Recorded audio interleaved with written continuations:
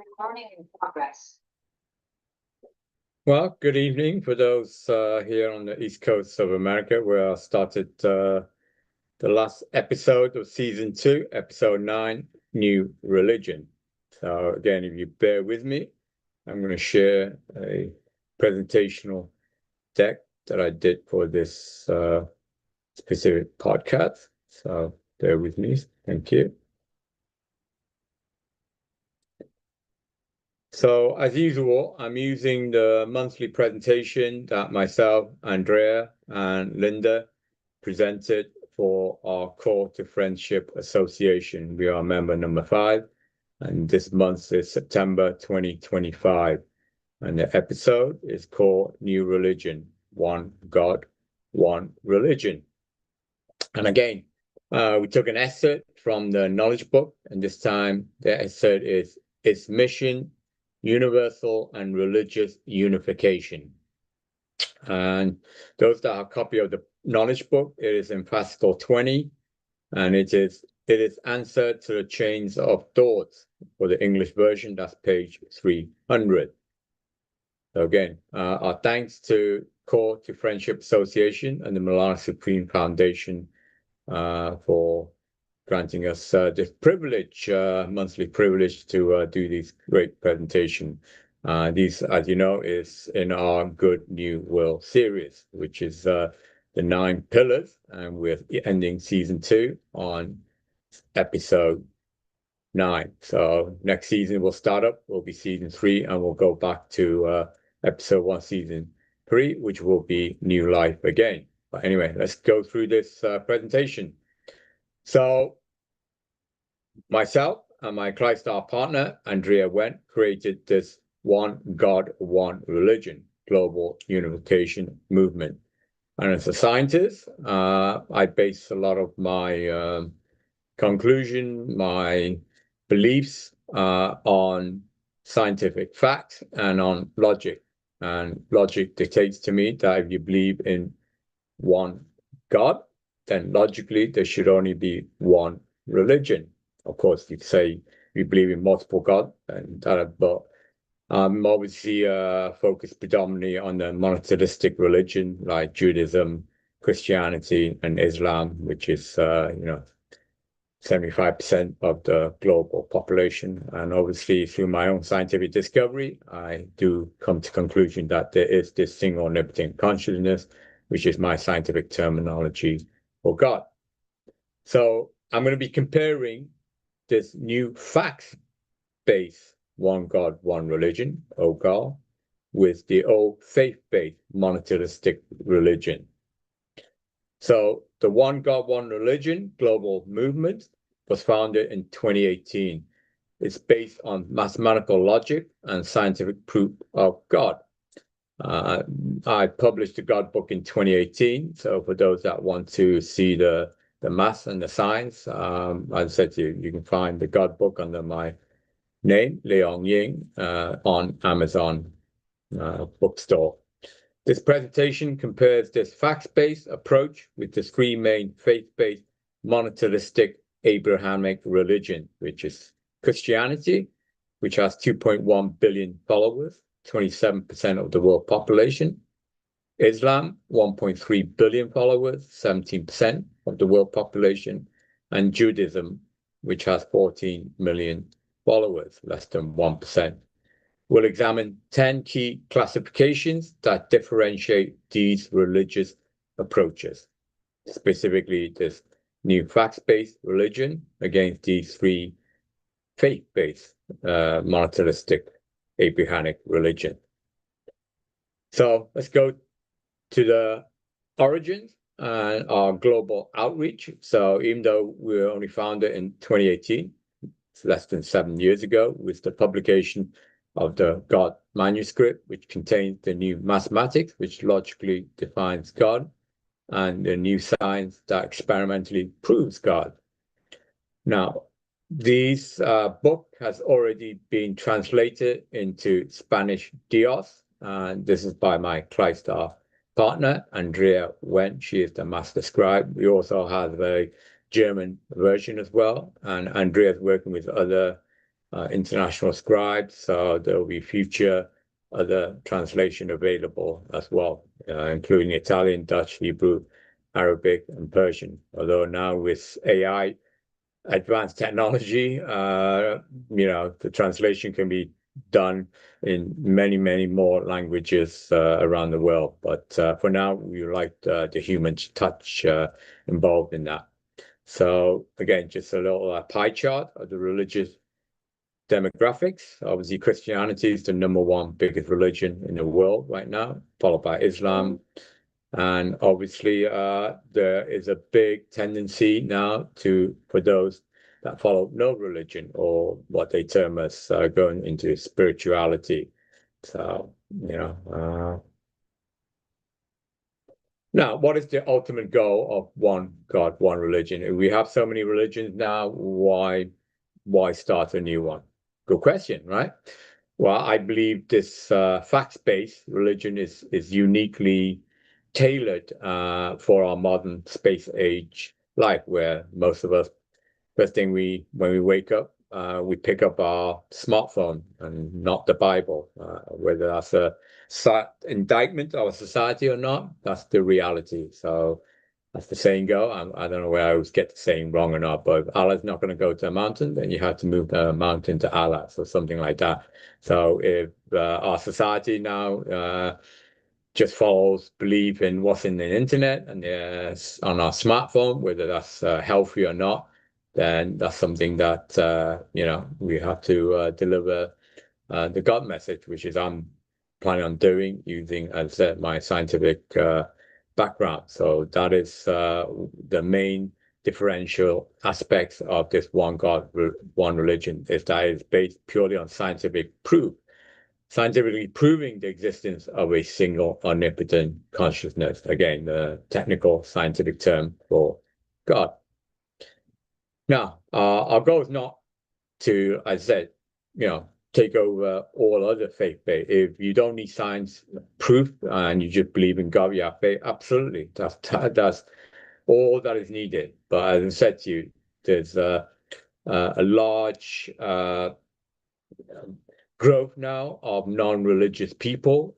Again, I'm not going to go into the reason. You can find out yourself why a lot of people are escaping from the traditional faith-based religion and either going to spirituality or completely turning to atheism.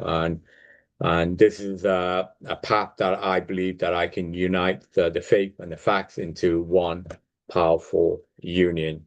And this is the religious consolidation that I believe my one God, one religion fact base will bring forth for all faith-based religion as well. So I'm not here to compete against the faith-based. I'm here to supplement, support, as I said, to bring God into the lives of everyone, whether it's through their heart, through their faith, or through their brain, through their facts. And obviously, I believe that this will bring about a grand unification, bringing reunification between religion and science in a mutual search for knowledge and truth. And you say reunification. Well, many, many centuries ago, a lot of philosophers, you could argue Sir Isaac Newton, were all actually religious entities as well. So, in fact, my PhD in nuclear physics, actually from the old age, it actually stands for not a doctorate in physics, but actually on my certificate, when I saw it, I was shocked. It said doctorate in philosophy.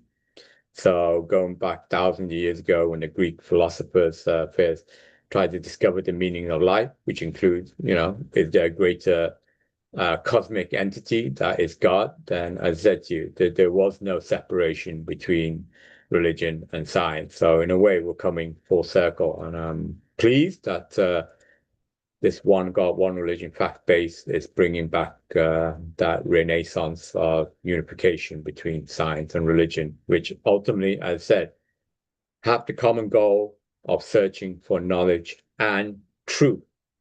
Okay, so now into this key classification that I mentioned, the 10 classification that separates or differentiate the facts-based one God, one religion from the other faith-based religion. So the first one is religion defines the name of the religious organization. So mine is the one God, one religion. Again, based on logic. If there's only one God, then logically there should only be one religion. And obviously, the other faith-based religion that everyone knows of worldwide is Christianity, Islam, and Judaism. Of course, there's a lot of other religion and spirituality, but again, I'm just focusing on the three main Abrahamic monotheistic religion at this time. So the second key classification is God's name. So what is the name of my one God, one religion? Well, it doesn't actually have a name. It's the single omnipotent consciousness is just a scientific terminology. So I just call God God now. There are people there say, well, that's a name. Well, no, it's just it's like the universe. The universe is not a name. We don't call the universe Charlie Bob, although you can call the universe Charlie Bob. But the universe is just the universe. It's just a noun. It's not a name. So God is, again, not just a, Charlie or Bob or Christ or, Allah or Yahweh. Now, for those that needs a name, again, I have no problem with that. But within this auspices of the one God, one religion, there is no name as such, as I mentioned. Just like the universe has no name, it's just called the universe. Well, our God has no name. It's just God. Simple as that.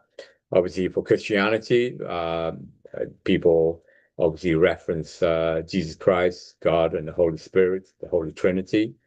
In Islam, Allah, and Judaism, you'll hear names like Yahweh, Adonai, Elohim, as references to God.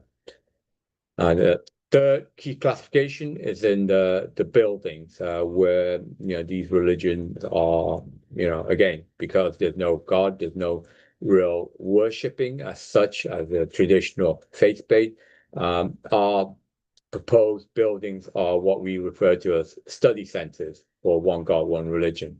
I said to study the knowledge and the truth and use that to whatever you deem is appropriate. And obviously, again, comparing that to the other faith-based in Christianity, they normally reference the religious buildings as churches, cathedrals, etc. And obviously, for Islam, the reference is mosques, and Judaism, synagogues.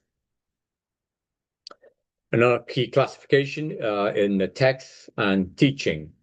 So for the holy books, as I mentioned to you, the One God, One Religion started in 2018 after publication of the God manuscript. So again, you can purchase that from Amazon. Just type God and my name, Leong Ying, and it should pop up on Amazon bookstore. And the other religious texts for the Bible, of course, typically the New Testament is for Christianity, and the Quran is Islam, and in Judaism it's Torah, Tanakh, or the Old Testament. And the doctrine for each of these, again, differentiation between the one God, one religion.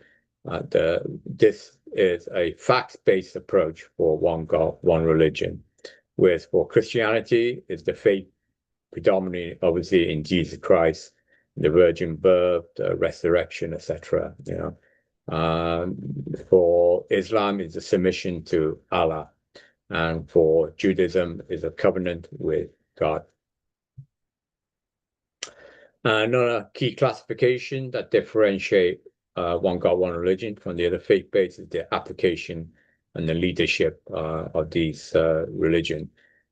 In terms of the teaching, the one God, one religion, as I mentioned to you, relies on mathematical logic and scientific proof. That's why it's defined as a facts-based religion.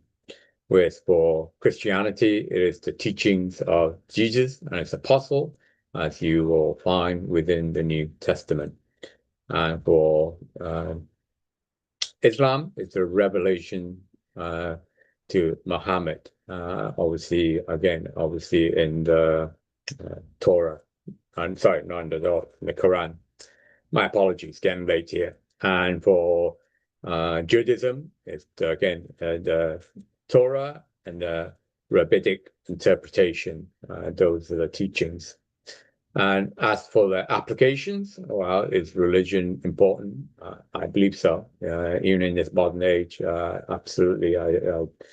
I believe God is in fact even more needed in this age of mass weapons of destruction. We do need a guide which is goes far beyond our own human capability. Regrettably, with all these conflicts and chaos that's going on in life, we humans are not advanced enough to basically be trusted with such advanced, like I said, weaponry. We need something that will morally control us. And I believe that's why God's even more important in this modern age.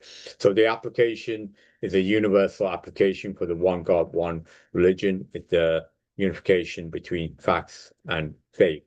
For Christianity, it's predominantly the application is obviously in the spiritual and moral guidance as given predominantly, obviously, guidance as within the Ten Commandments.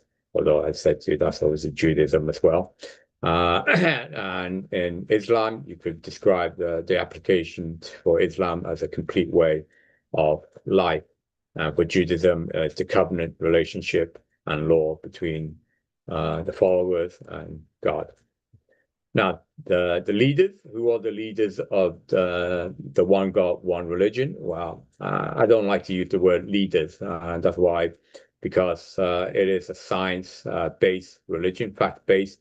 I like to describe well, you want to use the word leaders in the one God as scholars and scribes, scholars that teach the knowledge and truth, and scribes that translate this knowledge and truth in all the languages for all the population, citizens of this world. For Christianity, the leaders tend to be referenced as priests, pastors, and ministers. For Islam, they tend to use the term imams and mullahs. And obviously for Judaism, you have rabbis.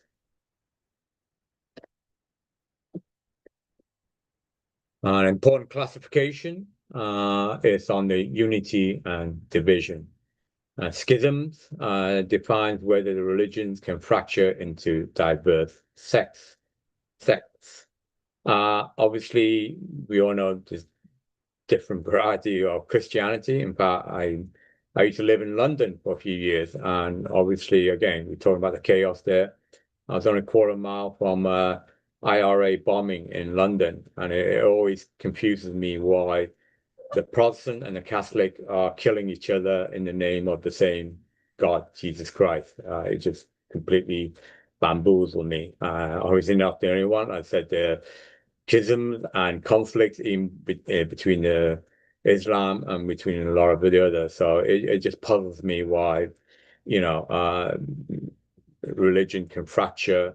And well, it doesn't puzzle me. It's obviously when you give materialistic focus on religion instead of the spirituality aspects of it, then I said to you, then it gets challenging for people. It's like a football match, right? A lot of people, in fact, say that some people take football even more seriously than religion itself. And just as football clubs conflict, the fans, well, that's what happens when even within the same religion, believing in the supposedly same God, you can end up with rivalries, And obviously, I genuinely believe this one God, one religion will bring about unification. Why is that? Well, because it's facts, right? 2 and 2 is 4, right? No matter what religion you are, no matter which school you go in, no matter which languages, 2 and 2 is still 4, whether it's in English, Spanish, or Chinese. It's just that, right? It's a fact, full stop. So if I generally can mathematically, logically define God and scientifically, experimentally proves God, then there should be no argument, right? It's 2 and 2 is 4 equals MC squared. It doesn't matter where you do the experiment, E will be MC squared in China, in US, in Australia, whatever it is. That's the beauty of a fact-based religion. There's no argument. That's it, full stop. And that's why I believe it will bring about for this grand unification and supplement and bring, I believe, healing to the world. So let me go to the final slide, I believe. All right, bridging science and religion, the path forward and upward. So one God, one religion represents a unique approach that seeks to bridge the historical divide between scientific inquiry and religious belief by establishing a facts-based foundation while acknowledging the role of faith. It aims to create a unified understanding of existence. So that, I believe, is the beautiful path. And here we have another circular pie chart that integrate this all beautifully. So we have the scientific proof, which contains the mathematical logic and the empirical evidence for a God. And with that, you obviously have the spiritual understanding, the recognition of transcendental consciousness, and then the unified knowledge with the reconciliation of religious and scientific truths. And obviously, I'm hoping or I'm developing global movement to bring about this unification and this healing for humanity, which is expanding the translation and worldwide reach for the one God, one religion. So again, I want to thank my amazing universal world leaders and partners, my TriStar, particularly my TriStar partner, and obviously most talented and beautiful wife, Andrea Wen, and my mother, Linda Zaraya, the most gifted and amazing woman in her own capacity as well. And again, my thanks to the Malana Supreme Foundation for bringing me on board and for allowing me to be one of the 12 members of the Cause to Friendship Association, upon which these monthly presentations are done. And specifically, as I've mentioned to you, I am doing this Good New World series, which is built on the 9 pillars. And let me stop the sharing now. And see, the Good New World, inspired by God, created by myself, designed by Andrea Wen, and dedicated to you, humanity. So much peace and love to you all, and my TriStar blessing.